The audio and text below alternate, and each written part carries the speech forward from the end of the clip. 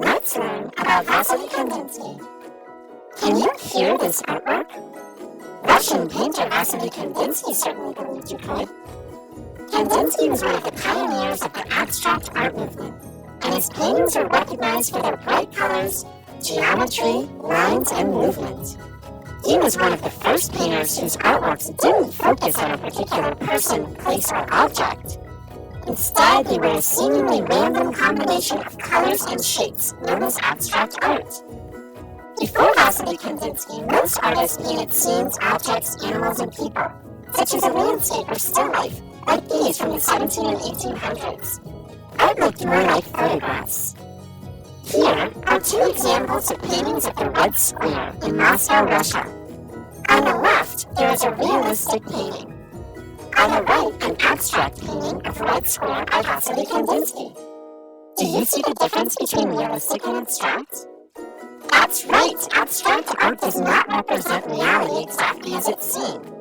But this is a brand new concept in the early 1900s, and it first appeared because of artists like Wassily Kandinsky. Kandinsky was born on December 16, 1866 in Moscow, Russia, and did not have the traditional education of an artist. Instead, he studied economics and law, receiving a law degree in 1892 and becoming a professor. However, his passion for art led him to enroll in the Academy of Fine Arts in Munich, Germany, where he studied painting and drawing from 1896 to 1900. Once Kandinsky became a professional artist, he experimented with different painting styles. They changed over the years, as it often does with artists, and his artworks became more and more abstract. Here are examples of his early paintings from 1902 and 1903. From left to right, there is a running horse, a woman bride, and a countryside town. Wassily Kandinsky's artworks weren't too abstract yet.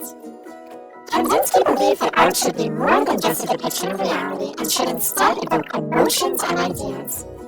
He believed artists should be free to explore and be creative with art, instead of simply painting exactly what they saw. He used bright, unrealistic colors to paint houses and towns. He then began with more geometric shapes, using lines and circles and overlapping them.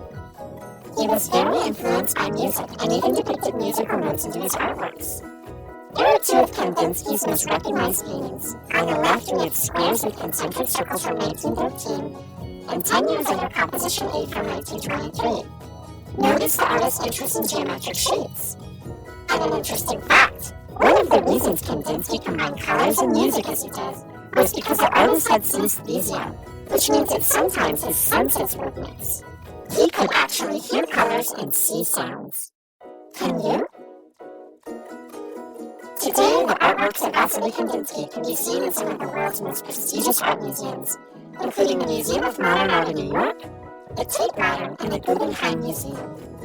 Kandinsky had one of the most important roles in the development of abstract art and influenced scores of artists who came after him. Comic Kids is a nonprofit helping children in the community learn art through comics, cartoons, and books. To learn more, see our website at comickids.org and follow us on Instagram. For more videos like these, like and subscribe to our YouTube channel.